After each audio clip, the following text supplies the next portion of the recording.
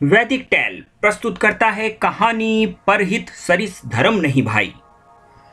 एक बार की बात है, एक बहेलिया चिड़िया पकड़ने का काम किया करता था। वो अपने जाल में फंसाकर चिड़ियों को पिंजरे में कैद कर बेच दिया करता था। वो निर्दोष चिड़ियों को बेचकर ही अपनी आजीविका चलाया करता था।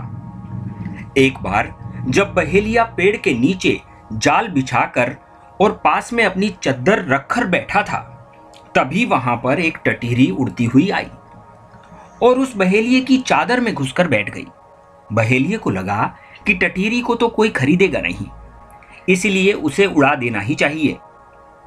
जैसे ही बहेलिये ने टटीरी को उड़ाने के लिए आगे कदम बढ़ाया, तभी वहां से एक बाज उसे आता दिखा। बाज को देखकर बहेलियों को समझते देर न लगी कि इस बाज से बचने के लिए ये नन्ही टटीरी मेरी चादर में आकर छुप गई है। इस नन्हे पक्षी पर बहेलिये को दया आ गई। उसने एक बाज को वहां से डराकर भगा दिया और उस टटीरी के प्राण बचा लिए। थोड़ी देर में टटीरी भी उस चादर से निकलकर पंख फैलाकर उड़ गई।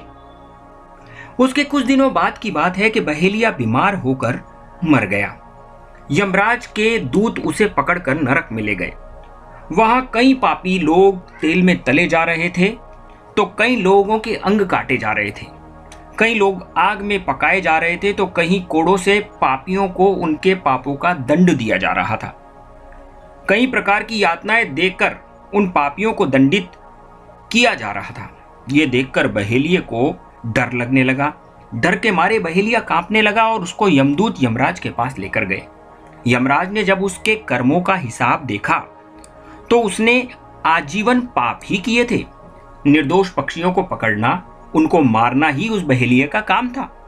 तभी तो वहां वही सभी पक्षी आकर उस बहेलिये के लिए यमराज से कहने लगे। पक्षी वहां पर इकट्ठे हुए और पक्षियों ने कहा कि बहेलिये ने हमको मारा है। सभी पक्षियों ने यमराज से उसे दंडित करने को कहा और कहा कि हम भी इसे नोच नोच कर खाएंगे। जैसी यातनाएं इस व्यक्ति ने हमें दी हैं, वैसी ही यातनाएं हम भी इसको देंगे। यमराज भी उसे दंडित करने ही वाले थे, तभी वहां वो छोटी सी टटीरी आई और बोली, रुकिए महाराज, इस बहेलिये ने बाज से मेरे प्राणों की रक्षा की थी। इसके हृदय में भी दया की भावना है। इसके जीवन में एक मौका और मिलना चाहिए। जब यमराज जी ने देखा कि एक नन्ही सी टटीरी इसका पक्ष ले रही है, तो यमराज ने उसे सुधरने का एक मौका देते हुए बहेलिये को कहा कि अब तुझे 1 वर्ष और देता हूं, तुम अपने कर्मों को सुधारने की कोशिश करो। ऐसा कहकर उन्होंने बहेलिये को मुक्त कर दिया। उधर जब बहेलिये के परिवार वाले उसे मृत देखकर उसे शमशान में ले जाने ही वाले थे, तभी वहां बहेलिया तुरंत उठ खड़ा हुआ, बोलने चलने लगा। उसके घर वालों को बहुत प्रसन्नता हुई कि हमारा बेटा जी उठा। सब लोग खुश हो गए। घर पहुंचकर बहेलिये को यमराज और टटीरी की कही हुई बात याद आई और उसने चिड़ियों को पकड़ने का काम छोड़ दिया। मजदूरी करके अपना जीवन यापन करने लगा। उसने अपने सगे संबंधियों को भी इस काम को करने से मना कर दिया।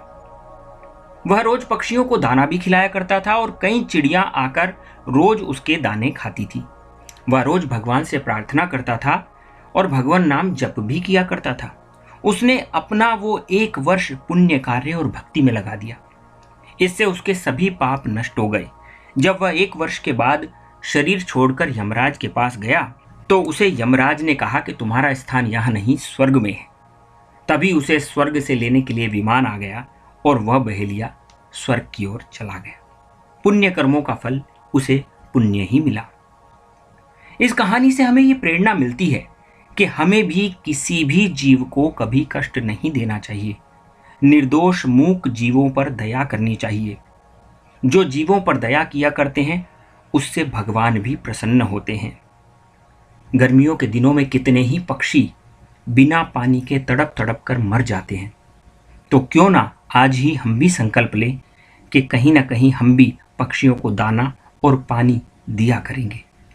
इसीलिए इस कथा का टाइटल भी है, परहित सरिस धर्म नहीं भाई, पर पीड़ासम नहीं अदमाई।